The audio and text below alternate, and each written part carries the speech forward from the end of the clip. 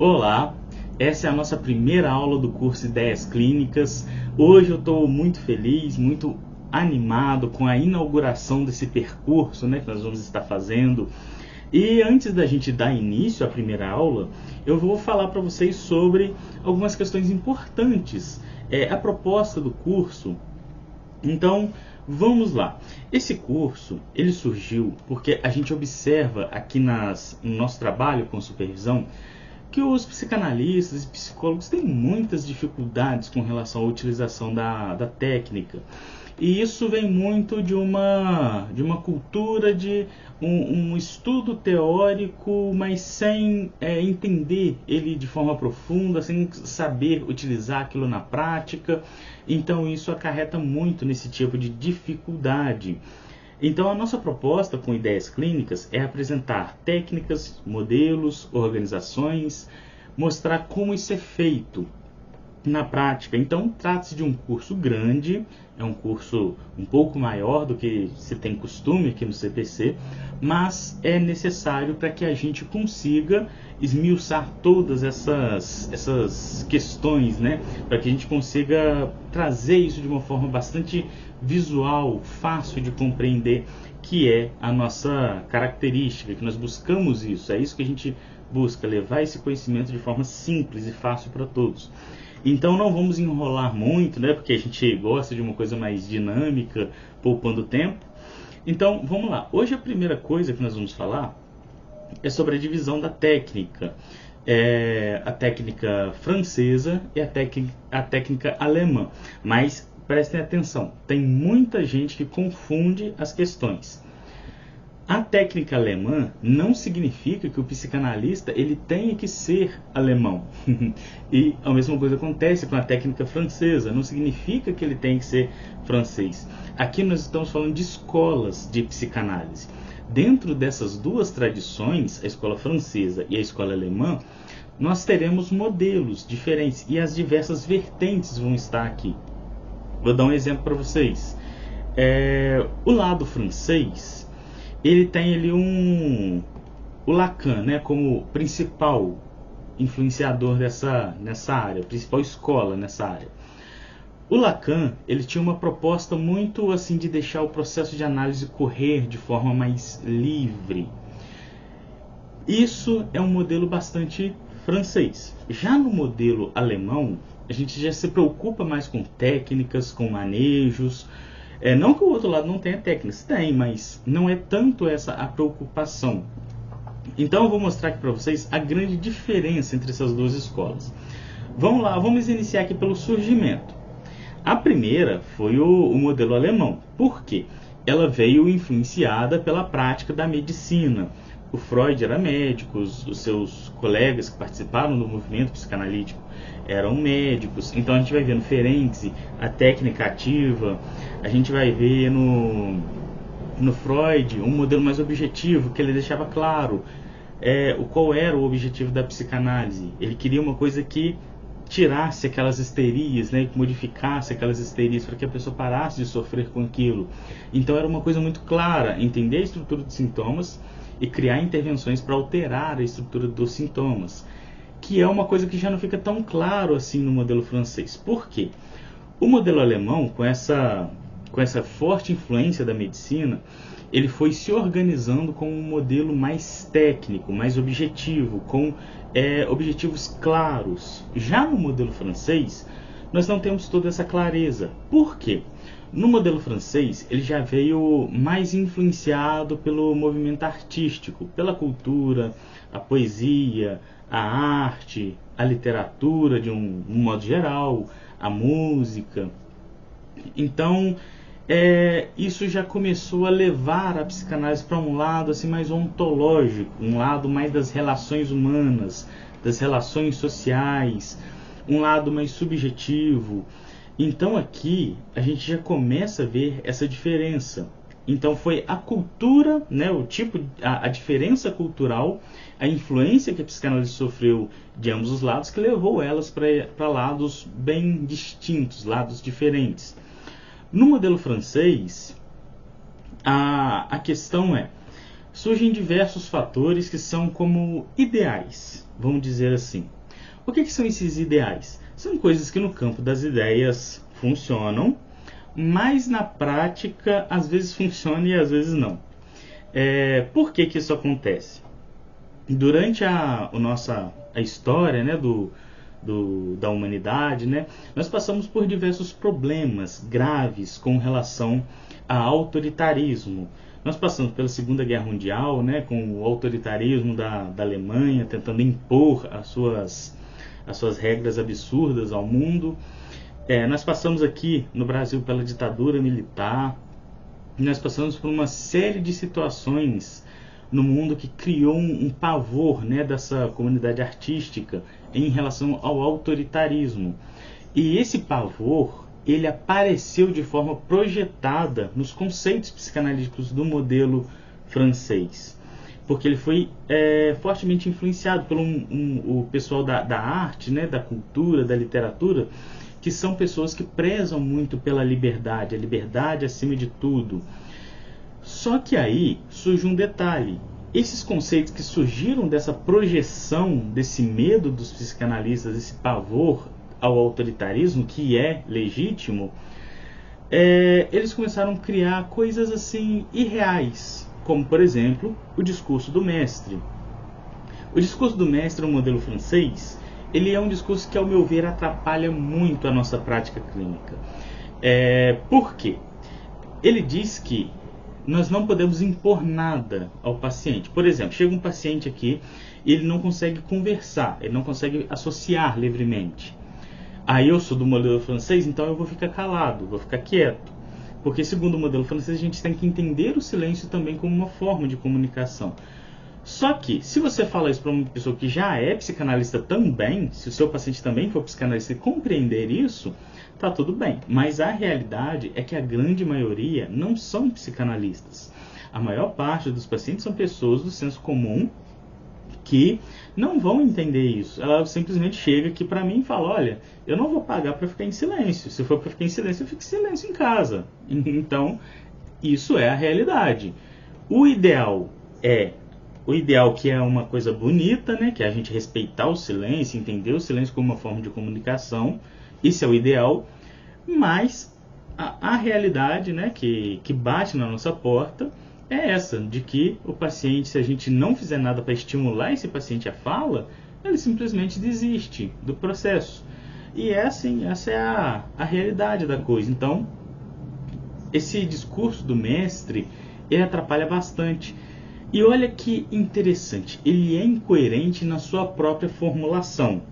Por quê? O discurso do mestre fala assim: você não pode estimular o paciente a fala. Por exemplo, o discurso do mestre impõe essa posição, ou seja, o mestre sendo o próprio mestre. É uma posição que é incoerente na sua própria construção. Vocês observam que existem alguns conceitos que eles são ideais, utópicos, que não tem como esses conceitos serem reais. Vou dar um exemplo para vocês do conceito de liberdade. A liberdade 100% ela não existe. Por quê? Se eu sou 100% livre, não tem nada que me coloca, que imponha nada sobre mim, então eu tenho a liberdade de ir lá e tirar a liberdade da outra pessoa. Só que e a liberdade da outra pessoa, onde fica? Então não tem como existir essa liberdade 100%.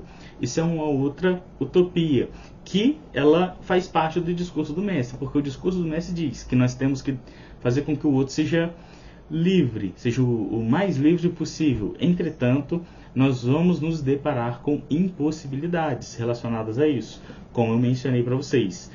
O discurso do mestre impõe para que você não seja um mestre, ou seja, você é mestre impondo que você não pode ser um mestre. Incoerente e paradoxal. Então, para que vocês entendam, né, os problemas que vêm com essa questão projetiva, né, com esse pavor. E isso vai implicar em diversas outras questões. Por quê? Para que seja legítima essa fala de que nós não podemos estimular o paciente a fala, foi preciso organizar um conceito para legitimar essa posição. E aí eles dizem que a pessoa que não consegue fazer transferência não serve para fazer análise. Então, ou seja, o discurso do mestre novamente definindo quem pode e quem não pode fazer análise. Então vocês observem que não existe um fundamento lógico para a gente continuar seguindo, né, essa tentativa obsessiva de não se posicionar como mestre. Vez ou outra vai ser necessária essa posição. Não tem como a gente escapar dela de forma completa, total e restrita. Eu vou te dar um exemplo claro disso.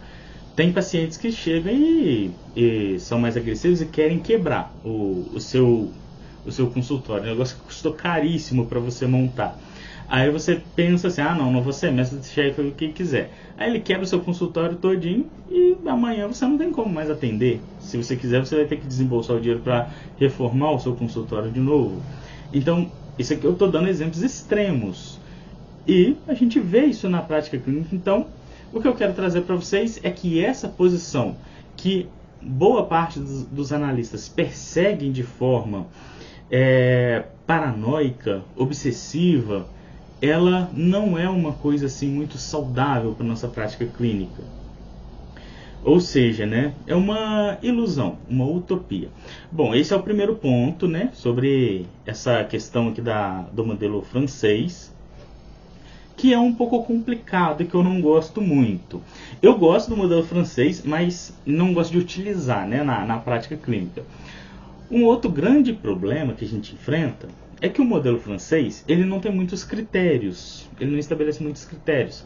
Por exemplo, no modelo alemão, você pode fazer um diagnóstico estrutural. Diagnóstico estrutural não é psicodiagnóstico, tá, pessoal? Não é para diagnosticar um transtorno mental. É para a gente utilizar apenas no processo de análise. Você pode fazer uma avaliação de nível de consciência também para utilizar apenas no seu processo de análise. Você pode fazer um manejo transferencial adequado para estimular aquele paciente à fala. Isso tudo são coisas interessantes do modelo alemão que não pode ser utilizado no modelo francês. E com isso, a gente acaba chegando em alguns pontos, né? Por exemplo, no modelo francês, você não sabe muito bem o que a sua intervenção pode causar naquele paciente. No modelo alemão, você já consegue pensar algo, né? Você já consegue criar minimamente um padrão lógico para os seus atendimentos. E aí que está a grande questão. Quando a gente fala sobre a criação desse setting analítico para os atendimentos, o pessoal francês já vem e fala assim, isso aí é o divã de Procustos. O divã de Procustos, pessoal, é uma história, né, que foi contada sobre um cara que ele colocava as pessoas ali em um divã, só que o divã era padronizado, ele tinha apenas um tamanho, não tinha outros tamanhos. Ele colocava a pessoa ali, se a pessoa não desse o tamanho certinho, ele cortava as pessoas. Então esse argumento ele é utilizado para dizer que o analista, que tem modelos e técnicas, ele vai podar o paciente, mas isso não é uma realidade. Nós não vamos podar o paciente, nós não vamos inibir o paciente, não tem nada a ver com isso. O que nós vamos fazer é pegar a técnica e nós vamos adaptá-la àquele tipo de paciente. Não é o paciente que vai se adaptar à técnica, mas é a técnica que nós vamos adaptar ao paciente. Por exemplo, chega um paciente com estado de surto, você vai utilizar técnicas de psicanálise de emergência, saber atender aquele tipo de paciente, saber escolher as intervenções. Então, não é o paciente que se adapta à técnica, é a técnica que se adapta a ele. Então, tem muitas resistências ainda em falar sobre esse tema. Isso acontece porque no Brasil, os maiores influenciadores da psicanálise, aqueles, né, que são gigantescos, né, na rede social, eles falam muito sobre esse modelo francês. O modelo alemão é muito pouco falado, é pouco trabalhado, não tem muita coisa na internet sobre. Então é uma coisa que a gente tem que buscar em livros, pesquisar bastante para a gente encontrar conteúdo sobre essa questão mais técnica. Então aqui eu estou mostrando para vocês algumas coisas no modelo francês que não vão funcionar no dia a dia, a não ser que você não importe que o seu paciente desista. Só que aí entra uma outra questão. Eu vou dar um exemplo para vocês. Eu fui atender uma moça e essa moça, ela já tinha ido em outros terapeutas e ela estava depressão profunda, né? Só que a depressão dela era uma perda de sentido completo nas coisas. Ela falou que não estava triste, não estava feliz, só que viver para ela era uma encheção de saco, que ela não conseguia ter prazer em nada. E aí que está a questão. Ela virou para mim e falou assim: você é o último que eu vou tentar. Se não der certo, eu vou tirar minha vida, porque viver é só perturbação. Porque eu não tenho prazer em nada, também não estou triste, mas eu estou incomodado de continuar vivendo. E aí, o que a gente faz? Se a gente for pelo modelo francês e não se importar dessa paciente desistir, isso é uma coisa complicada, né? Porque era uma pessoa que estava com problemas emocionais. Ela foi diagnosticada pelo psiquiatra com depressão. Então, o que eu fiz? Eu fui pelo modelo alemão, onde tinha técnicas, modelos, onde tinha propostas para fazer essa paciente falar, porque ela tinha essa dificuldade para expressar. Então, eu fui buscar ali técnicas que fossem adequadas para aquele tipo de paciente. Não fiquei preso nessa questão de discurso do mestre.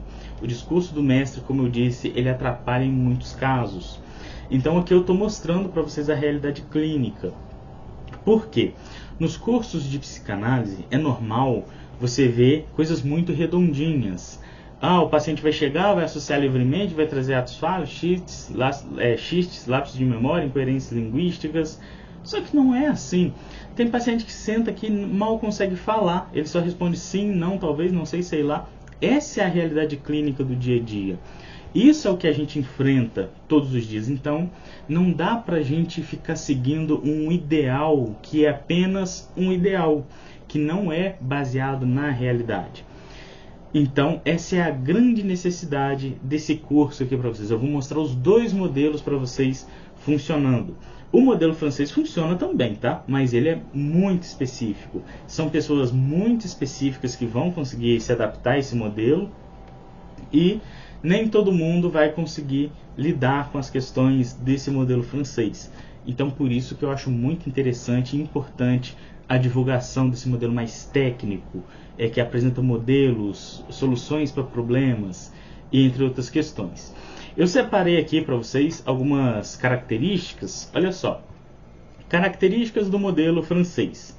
O analista não pode estimular o paciente à fala, tem que respeitar o silêncio do paciente como um discurso. Segunda questão, o psicanalista não pode auxiliar o paciente, pois qualquer auxílio é discurso de mestre. O psicanalista é apenas reflexo do paciente, onde ele reflete o que o paciente apresenta. Você é apenas um reflexo, você não pode criar muitas intervenções. Você apenas está ali refletindo o que ele é para que ele elabore a partir dele mesmo. Quarta questão.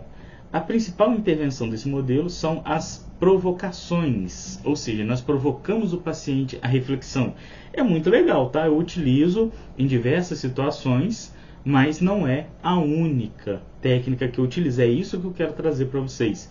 Eu quero apresentar para vocês um psicanalista maleável, um psicanalista flexível, que consegue se adaptar às diferentes demandas clínicas. E nós precisamos muito dessa adaptação. Lembrando, a adaptação psicanalítica, não estou estimulando vocês a utilizar técnicas de outras abordagens. Eu sempre aconselho que utilizem apenas psicanálise, tá? Vamos lá. Então, essas aqui são as características do modelo francês. E olha, o modelo francês, ele desenvolve o sujeito pelo próprio sujeito. Por quê? Ele considera o sujeito como uma unidade, como uma coisa fora da sociedade, como alguém especial. Isso é um pouco de narcisismo, né? Mas, agora, falando do modelo alemão, o modelo francês desenvolve o sujeito pelo próprio sujeito. O modelo alemão desenvolve o sujeito a partir de um outro sujeito. De onde surge essa compreensão? Surge da compreensão de que nós estamos inseridos em uma sociedade, nós somos um coletivo. Eu só existo a partir do desejo do outro. Não é isso que o Lacan falava? Às vezes o Lacan ele é incoerente às vezes em alguns pontos, né, nas formulações teóricas dele, mas eu gosto muito do Lacan. Mas ele fala assim, né, que eu existo a partir do desejo do outro, que o meu desejo é o desejo do outro. Ou seja, eu não me desenvolvo apenas a partir de mim, eu preciso sempre de um outro para estar num constante processo de desenvolvimento, processo de integração do Winnicott. Então, eu sou a partir de um outro. Ou seja, então o modelo francês, ele pega desenvolve o sujeito pelo próprio sujeito, ou melhor dizendo, ele desenvolve o sujeito a partir de outro sujeito, entendendo o sujeito dentro de um ciclo coletivo, dentro de uma sociedade. Então, essa é uma proposta colocada pelo modelo alemão, que é o analista alemão desenvolve o sujeito a partir de um outro sujeito. Quem que é esse outro sujeito? É o próprio analista. Então, ocorre ali uma relação analítica, onde o analista ele observa, analisa, entende a estrutura da psicopatologia do paciente. Após a compreensão, ele cria formas para intervir nessa estrutura, para alterar o modelo dessa estrutura, para aí sim conseguir gerar algum resultado nesse paciente. Então nós temos essa grande diferença. Por um lado, nós temos um modelo mais subjetivo, que entende o sujeito como uma liberdade utópica, inexistente, um discurso de mestre também, que é também um discurso inexistente, que ele existe só mesmo no campo das ideias. E por outro lado, nós temos um modelo que apresenta técnicas, modelos, formatos, tipos de organização clínica, que vem a ser algo mais palpável, né? Algo mais tangível, algo que a gente consiga visualizar. Qual é a importância do modelo alemão? Porque o modelo alemão, você consegue falar para o paciente o que vai acontecer, diferentemente do modelo francês, que nem eles mesmos conseguem definir muito bem o que é a prática analítica desse modelo. Eles dizem assim, né, que é um modelo de relação, que a relação do inconsciente do analista com o inconsciente do paciente vai produzir as elaborações no próprio paciente. E aí entra uma coisa difícil, né? um problema. A pessoa leiga, será que ela vai conseguir entender isso? Será que ela vai conseguir saber o que ela está pagando? Porque a terapia é pago. Será que a pessoa vai entender isso? Eu acredito que não. No modelo alemão, você pega e fala, o sintoma ele é formado por uma estrutura de fala que cria padrões em você. Esses padrões foram criados durante o seu processo de desenvolvimento.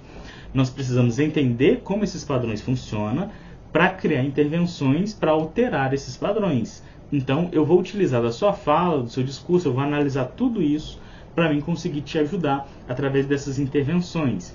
E você, quanto mais você falar, melhor é. Então, tá vendo como que é uma coisa mais clara? Você consegue transmitir isso para o paciente. E isso que é o mais legal nesse modelo. Um outro problema também que a gente encontra no modelo francês é sobre a questão de não interferir, né, no sintoma do paciente. Por exemplo, o paciente está com uma depressão profunda. Se você fica assim, para esse paciente, sim, eu entendo a sua dor é legítima, sim, eu compreendo, você vai definhando, né, ajudando esse paciente a se definhar cada vez mais. Ele vai entrando cada vez no sintoma. Por quê? O sintoma não é uma coisa fora da personalidade, ele faz parte da nossa personalidade. E com isso, se o analista ele entra nesse jogo sintomático, ele vai legitimando esse sintoma e mantendo o paciente nessa posição, ou até mesmo às vezes piorando essa posição. E o modelo, por quê, né? Se você desenvolve o sujeito pelo próprio sujeito, você desenvolve ele a partir do próprio sintoma. Então, em momento algum, ele é estimulado a sair dessa posição. Já no modelo alemão, a gente tem técnicas que, às vezes, é uma técnica mais ativa, como Sandor Ferenczi propunha, né? Que a gente chega e tira o paciente daquela posição através de técnicas específicas, que nós vamos ver ao longo desse curso. Então, aqui está o modelo alemão e o modelo francês para vocês vislumbrarem e decidir qual que se encaixa melhor ao seu modelo clínico. Essa foi a nossa primeira aula. uma aula um pouco mais extensa. Esse curso é um pouco mais extenso, não tem como, né, a gente fazer de diferente, porque ele precisa ser detalhado. Então vamos lá, vamos passar aqui para a próxima aula.